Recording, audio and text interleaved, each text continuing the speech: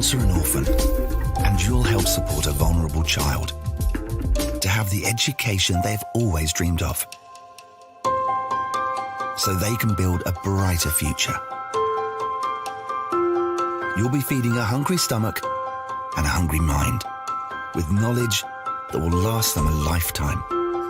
That's the power of an education. Sponsor an orphan now with Islamic Relief. Assalamu alaikum, everybody. That's me. I'll be dressed a little bit like this for the show. Please come out to support. It sounded funny at the time in Dearborn, December the 17th, 2022. All right. So here's the deal. I just got to get this straight. It's all right. Because I can't keep bending this way. So look, this show is going to be amazing. I'm being brought there by my brother, Big Fresh, and everybody in the Hammer Track area. My main man, Ishmael, and his lovely queen. Rafiki's going to be there. This is going to be an amazing show. It's going to be intimate. It's going to be funny. Years ago, I did something called Love Supreme and Anatomy of Gratitude, which was a true tribute to John Coltrane through comedy. Now we have this thing. We got so many things to talk about: the pandemic, the elections, Trump. Listen, brothers and sisters, this is the time. We're going to be doing a show. Yeah, it is. It's called It Sounded Funny at the Time. Dearborn, Michigan, December the 17th. Listen, I hope you guys attend. I'm looking forward to coming back to the Dearborn area and just being amongst my brothers and sisters. Come on out. $20 if you get your tickets early. 25 you get them late. And if you don't like Muslims, you don't get a ticket at all. Listen, see you there. I won't see you. No matter, because we're going to have an epic time.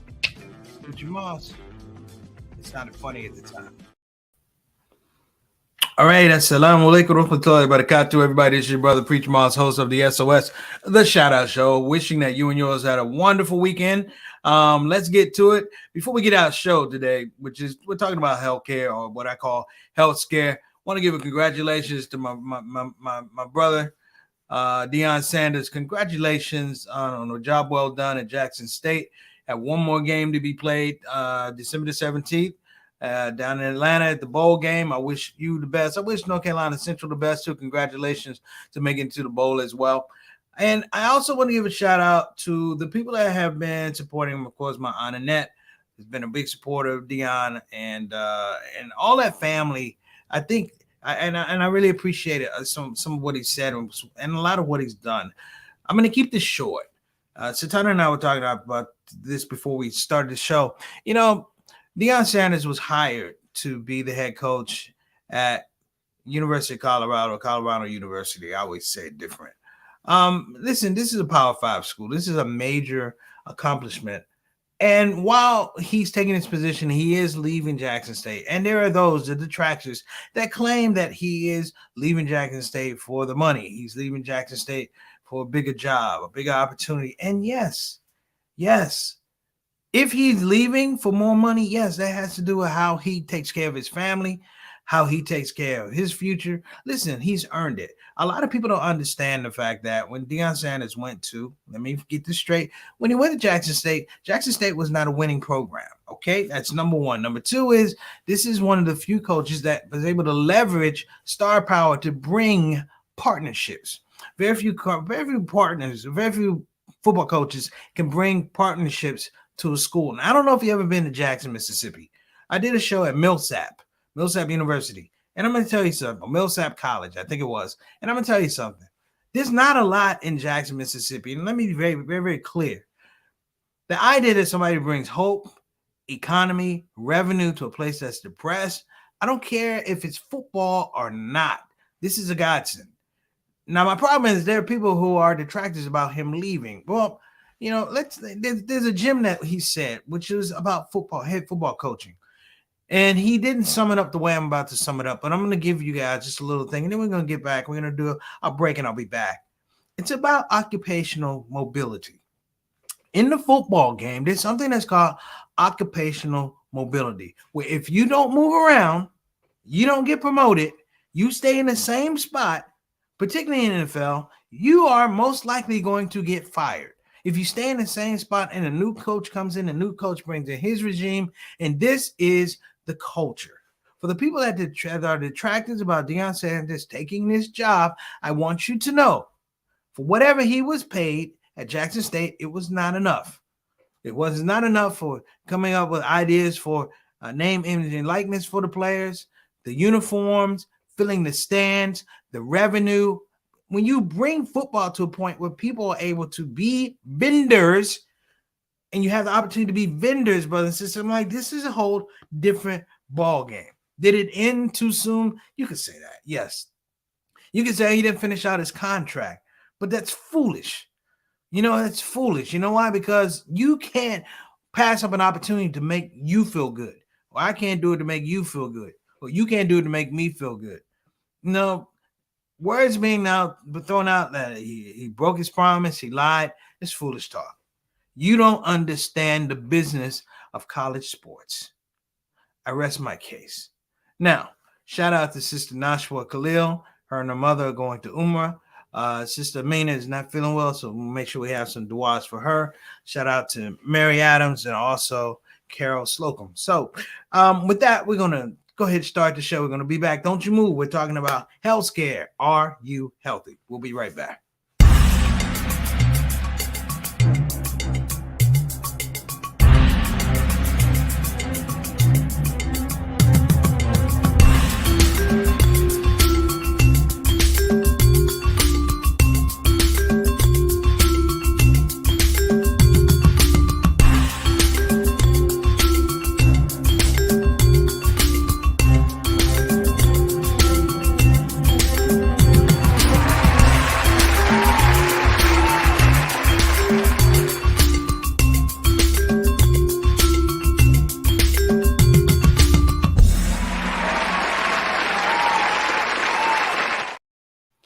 All right, welcome back, everybody. Before we get started, you know what I got to do. I do it every show. I can't break tradition. I can't break protocol. We got to welcome a shout out show family. A shout out show soldiers who are in the studio already. Let's get them in here. First of all, we will give a shout out to Sister Reed. Peace and blessings to you, Brother Derek, and your young king, your young lion, I should say, Brother Jawan.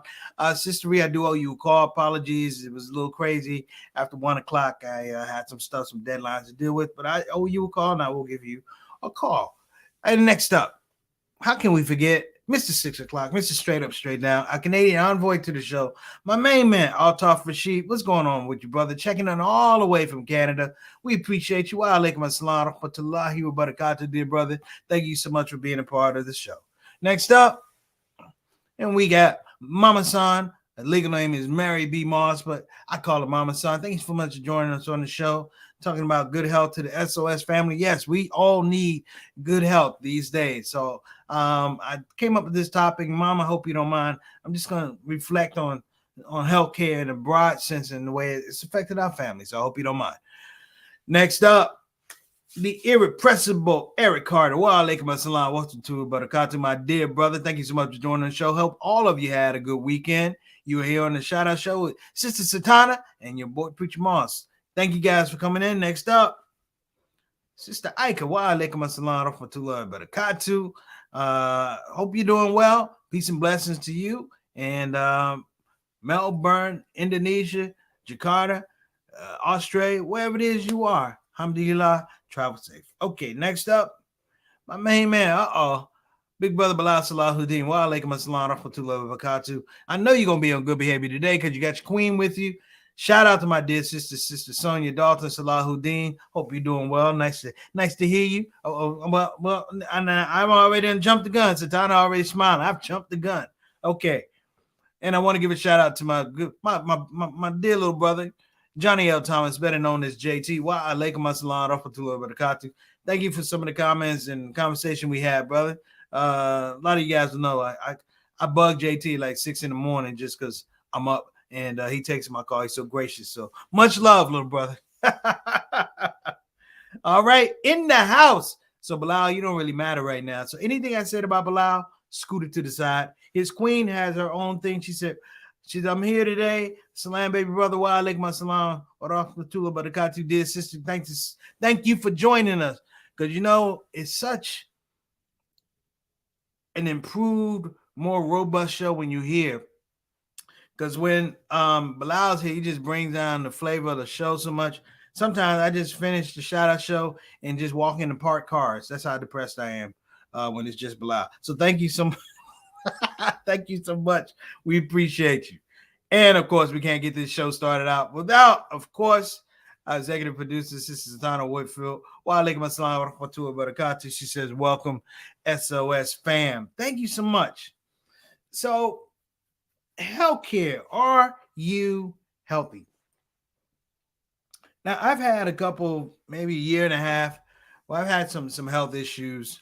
And I say this because I'm not a person that really, gets sick. I don't. But over the years, I caught COVID. COVID, put me on my tail for a little bit. I had I had an infection that put me on my tail. So it's like, and fortunately, I had good health care. I had somebody who was a buffer to make sure that I was getting good health care. So, because I do worry, and a lot of that has to do with growing up. My mom, soldier, she's an absolute soldier, but she's had some health care over the years. And I would say that our relationship as we got older really revolved around me and her and the doctors. And I'm always very, very protective about my mom going anywhere because doctors tell you anything. Take this pill, take that pill, take this pill, take that pill. Do this, do that. And I noticed the trend. I want to say in the last maybe 16, 17 months, where healthcare has become health scare. Now, let me tell you what I mean health scare is. It's that people position your healthcare or your willingness to engage healthcare based upon scare tactics, like incomplete information, or we'll get something about them. I mean, look at the whole thing about the virus. We were in the middle of a pandemic, and people were able to, of course, raise the specter in terms of whether the virus was viable or not. Take the jab or don't take the jab. And I thought about this, and there was a blueprint laid for that because, if I don't know if you ever watch commercials, if you will, that deal with medication, and they tell you the medication, what it's for, and then they give you a whole list of side effects. And I'm like, if I take the medicine for my skin, I might have a heart attack. Or if and it's weird.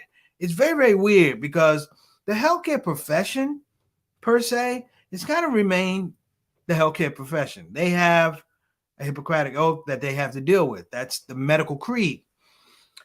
But the business around healthcare, the people who frame healthcare providing, like because of the way my business is situated, I actually qualify for Obamacare. But the interesting thing about Obamacare is that, or the Affordable Care Act, is the thing that people have made so much of a deal and placed so much stigma around it that people actually don't know what the scope is for getting solid health care. That people are, one, scaring you away from healthcare, and then two, scaring you to healthcare. Case in point, there is a case right now in Milwaukee, Wisconsin, of a young man. He was a 10-year-old boy. Milwaukee, Wisconsin. He shot his mom. Now, the way it was played out, is he originally said, well, I wanted to scare her, da-da-da. He admitted that I shot my mom. The interesting thing was the healthcare community somehow framed a case for what was wrong with this boy, number one. Number two, what we should be doing so this does not happen again. And number three, prescriptions. That this prescription is what you need to avoid this, that you should be taking that to avoid this. And my whole point is there's a whole culture that's evolved out of this. And I have to say, COVID has made a lot of us a lot more health conscious. It used to be you have that cough. Now you're like, what's that? Or something hurts and we go, what's going on with that? And my point to be delivered here is the information about our healthcare, ironically, has gotten substantially worse. The pamphlets that they used to give out, they don't even give out pamphlets anymore. The waiting rooms now have more magazines than they do the information they give when you're filling out a form and things like that. And it's a weird culture. Let me give a shout out to brother Mark Kennedy. Mark, can I say the name? Mark has a podcast called the Black Weed Podcast. It's a lawn care show. And Mark Walaikum Salana Fatua Barakatu. But I was making this point about HealthScare. And the question is, are you healthy? Now, a lot of times, there's a show that used to be on Satana. You remember the show? It's called it's called The Odd Couple with Jack Klugman and I can't remember the other dude. He played Felix Unger, and Felix was like hypochondriac. And so anytime something went wrong, he was a hypochondriac. Oh, I got to go to the doctor. And I remember watching this as a kid, like, yo, he is crazy. Now, it's like the reverse now with the healthcare system. We are constantly bombarded with ailments that we could have. Constantly bombarded with the elements that we can have. Now let me even give you a deeper scope about particularly African American community and healthcare. One of the reasons I don't like doctors, I don't like going to doctors, I don't like going to the emergency room, is history. History. One of the books, one of the projects I did years ago, I think it was in high school, beginning college. There was a book called Bad Blood. And this book, Bad Blood, had to do with what I thought was a myth. I thought that the Tuskegee syphilis experiment was a myth. And I literally that's an old wives' tale, da-da-da-da-da. And then you start finding this information because it wasn't readily available. What I mean is you had to go. This is when they had libraries, brothers and sisters, young girls and young girls and boys. You had to go to a place called the library that was filled with books. And you had to go through the Dewey Decimal System and find the card and go find the book. But I did this, and I thought that this was horrific. Number one, because nothing at that point in time had been pointed out that people had committed a crime. Number two, that the details were clearly in front of us. And here's the number three thing, that there hadn't been a large uproar like this thing actually happened. And from that, I've always had a large distrust with the healthcare system. That's number one. Number two was, I always felt like the healthcare system was schemed or schematically designed to make sure that whoever you were, you're going to get the cheapest healthcare that you can get. Anybody can jump in here, but you're going to get the cheapest healthcare that you can get.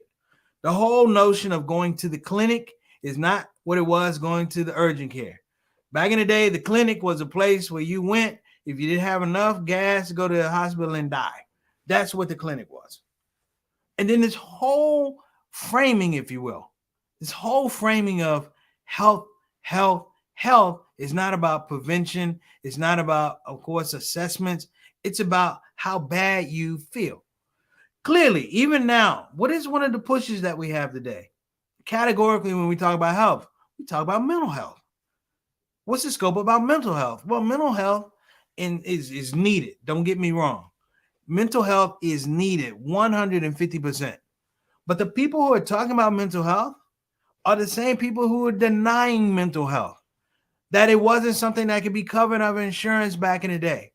Now, the push, if you will, is that everybody needs to be checked out. You need to be checked out. I need to be checked out. We all need to frame out what this is going to be. Now, I'm going to take a break here, but what I'm trying to say is, what good is HealthScare if it's not going to help us be healthy? We'll be right back. Don't you move.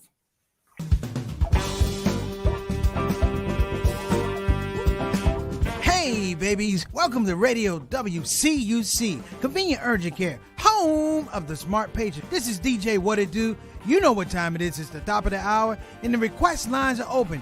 You know what you want to hear. I know what you want to hear. Operators are waiting. I just got to hear, don't get the COVID. Don't get the COVID. Put your mask back on. The Delta COVID, more contagious than before. Don't get the COVID.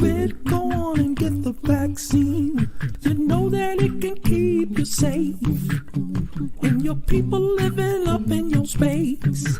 Don't get the COVID. You need to wash your hands. The Delta COVID is more deadly than before. Don't get the COVID. Go on and get your vaccine. You know that it can keep you from dying. Don't leave your family all alone and crying. Don't get the COVID. We invite you to join our fight against COVID and against misinformation. It's time to listen to the doctors and trust the science. When I think of people dying that don't have to die, it makes me sad. Now's the time to be sober. Together we can make this thing over. Let's fight the COVID. Convenient urgent care, home of the smart patient. All right, we're back. Shout out to Convenient Urgent Care. Full disclosure, full transparency. Convenient Urgent Care is one of my clients. They have been for quite some time. And shout out to Brother Ijaz Saeed, who runs Convenient Urgent Care. A very reputable man, very honest man, and his team is a beautiful team. So I'm going to say that for them. Let's get Bilal's comment up on the screen. Brother Bilal says, doctors act like they don't want to touch you.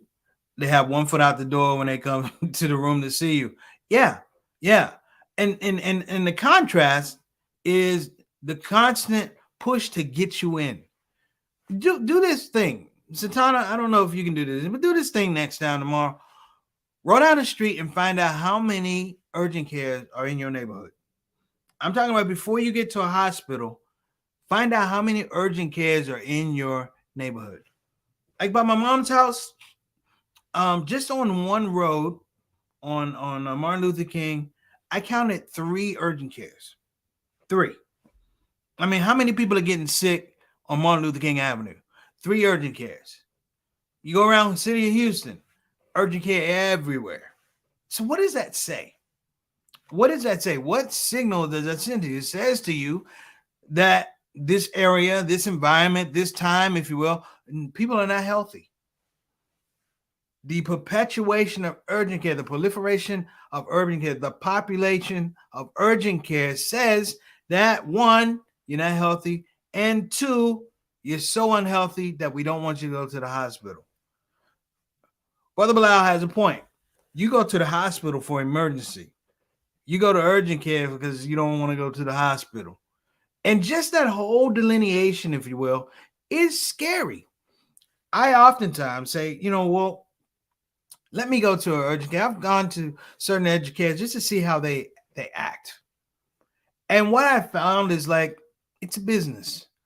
Brother Bilal is very, very correct in business. And what it has to do is the fundamental shift in how they do insurance. And he's right. The doctors are 1 foot in, 1 foot out. That even the urgent cares are built upon the fact that these are doctors who are basically doing side hustle work in some regards. They have their own practices. They come here because they can make a lot more money seeing people on the quicks and in and out. But what is the driver to get people in? Well, in advertising, you have a thing that's called a driver. You have a thing that's called a lever. And what levers are being pushed for people to find all of these urgent cares so attractive? Let me even break it down. What makes being unhealthy so attractive right now? What makes being sick such a valuable concept right now? And it has to do with the fact that at one point in time, guess what we did? We bandied about the fact that America needed to get healthy. Case in point, I used to work at comedy clubs back in the 80s, the 90s, the 2000s. I'm going to tell you guys something. If you ever hear about Preacher Mars falling over dead from lung cancer, something like that, and you go, Preacher didn't smoke, I didn't have to smoke. I got enough secondhand smoke to make LA smog look shameful. That's how much smoke I took in. Okay? But here's the point that I'm telling you about. That back then, when they had smoking in clubs and smoking in restaurants, they used to have smoking on planes, just so you know.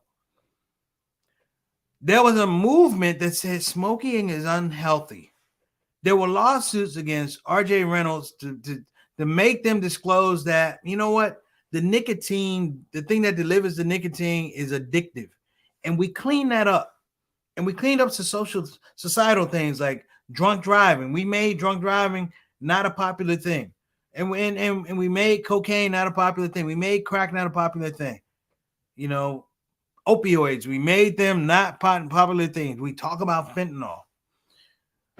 But I think the thing that maybe I'm overlooking and maybe we are overlooking is the fact that when you do that, it moves away from, work with me here, it moves away from the actual scope of human health. We're talking about factors that we can determine about health. You can stop smoking. You can stop drinking. If you have diabetes, you can do certain things. But we're talking about a methodology, if you will, that allows people to be scared about their own health. Case in point, one of my relatives, good brother, love him to death. At a very young age, he had a heart attack. Now, let me preface this by saying he had a heart attack. He didn't know he had a heart attack. He was going through the symptoms and he thought it was something that he ate. And God knows when we were kids, we ate everything. Chili cheese dogs from 7-Eleven with cheese on them. That should be enough right there. He wound up having a heart attack. And the first thing they did when they got to him was they started talking to him about blood thinners. And the thing about blood thinners is once you get on them, you can't get off. That is a way of life. You're making a quality of life decision. And they didn't even know exactly what was going on. But he talked about that. And he was like, here I am in this condition. And the first thing they're talking about is blood thinners. He said, they didn't really tell me about my condition and da-da-da. And I'm like, how did you feel? He said, I felt scared. And he said, I made situation decisions based on the fact that I was fearful about what I was going through, that people weren't necessarily explaining things clearly about what the scenario was, what my status was, what was I going to be looking at going forward. And I feel that with a lot of people. I feel that. It's sort of like upselling, if you will. I've seen people be upsold on medical services. Oh, you better do that. Yeah, I had a situation. He's a good guy. I wanted to write a prescription for me. I didn't want to check up. I come down to my office. I give you I give it to you.